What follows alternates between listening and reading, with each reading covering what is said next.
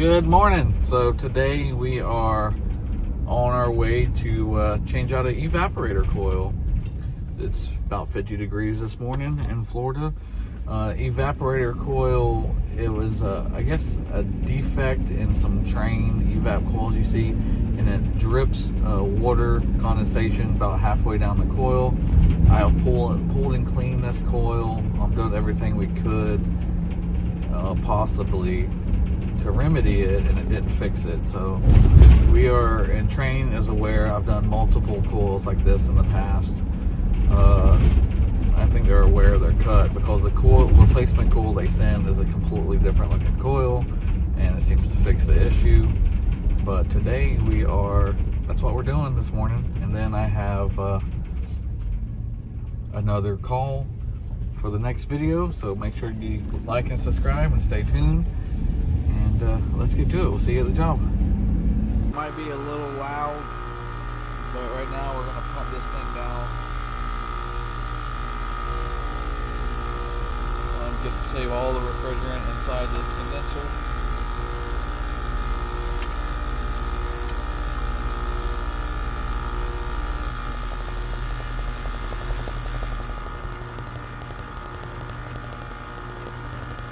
Close the liquid line, let it all suck into it.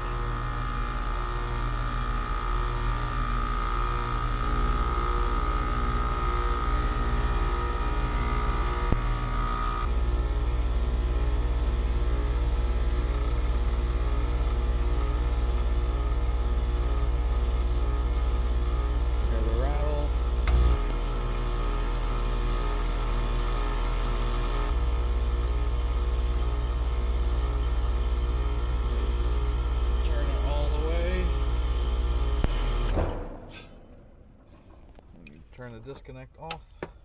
Turn the disconnect off. Okay, we should be good. So I like to remove the cores when I'm doing any job like this.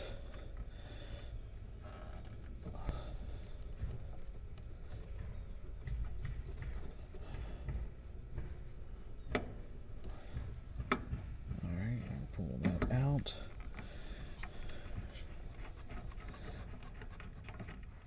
Got the core, and then there's going to be just a little bit, see that in there? Good to go. Now we go inside and remove the evap coil. So I usually grab copper cutters, piece of sandpaper, and PVC cutters, but I don't think we'll need PVC cutters on this one. But let's get to it.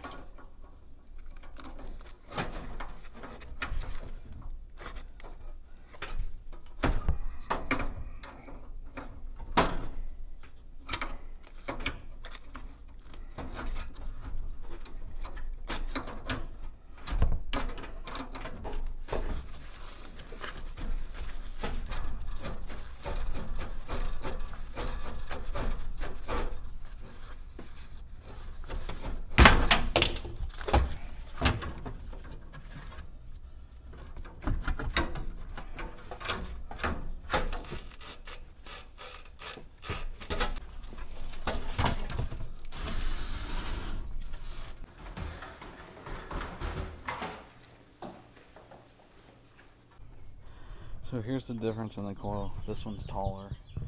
Also, when you get a new one, make sure you get a TXV ordered with it. So I'm not going to use this old junky TXV. I got one. I'll make sure I got one with it. But these are a different design, and they don't drip and leak as much as these. These tend to drip and leak.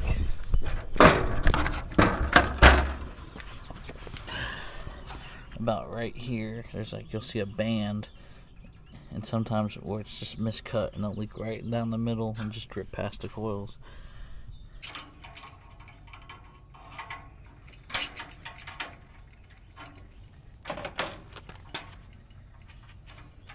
to hear that sound.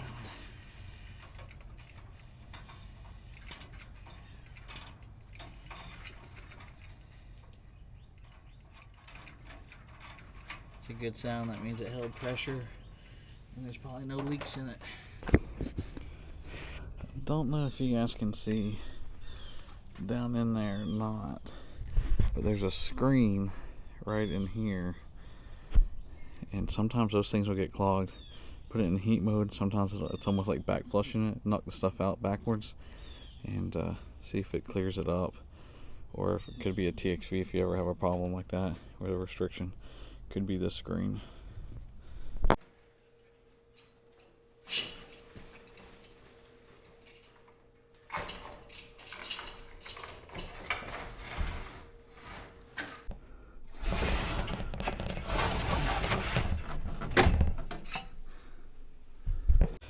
Alright, when brazing, always braze with nitrogen.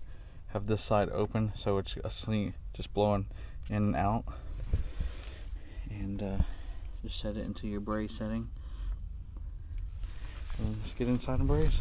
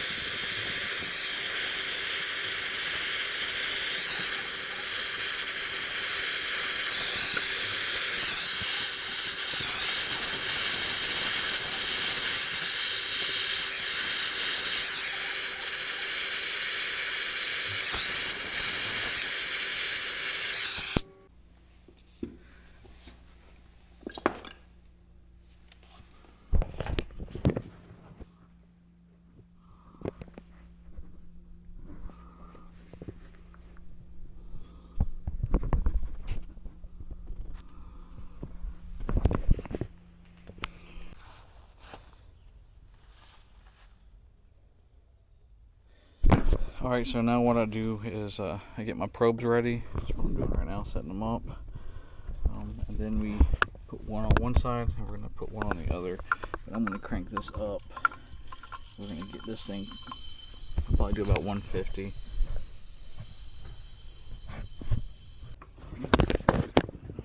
I'm going to take this off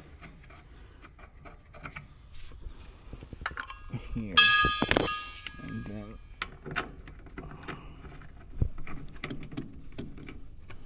try to get this on one-handed.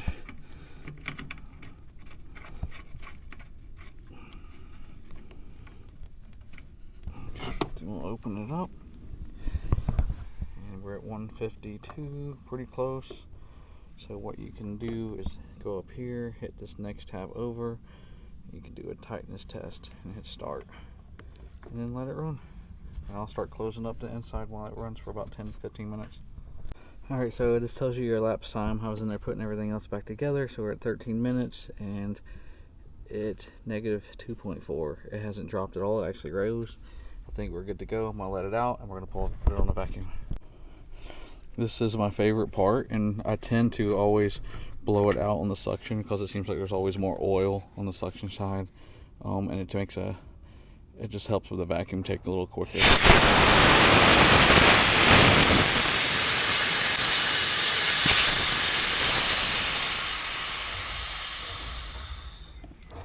And then I will put my micron gauge on the suction side, just on the side port of the, because I'll keep it where it's,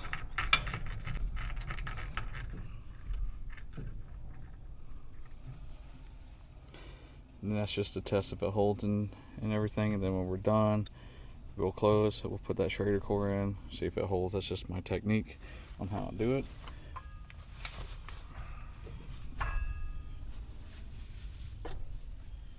If you're worried about contaminants getting in the system, a one hose setup is probably the best, just to make you feel better, but I've done it this way a lot and I haven't had any issues. The only issue I have right now is this is showing 6,500 microns already, and I ain't even hooked it to anything. So we're going to pull this on the vacuum and get it tested and done.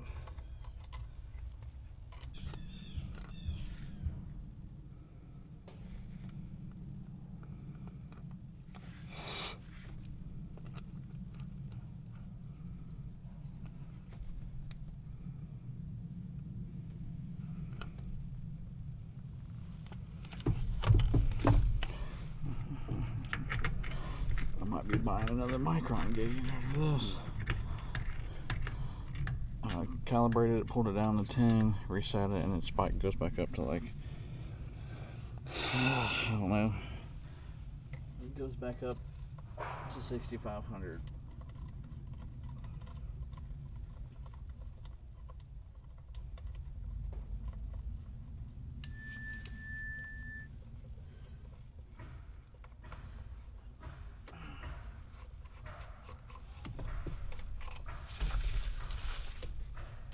I'm trying to hurry. My phone's been ringing. I'm trying to get to a spot so I can make a phone call.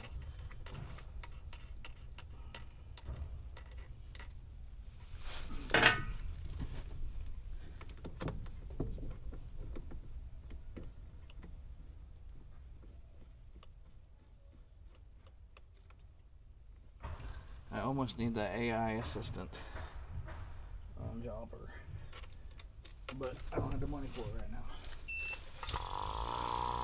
Alright, we'll end this test.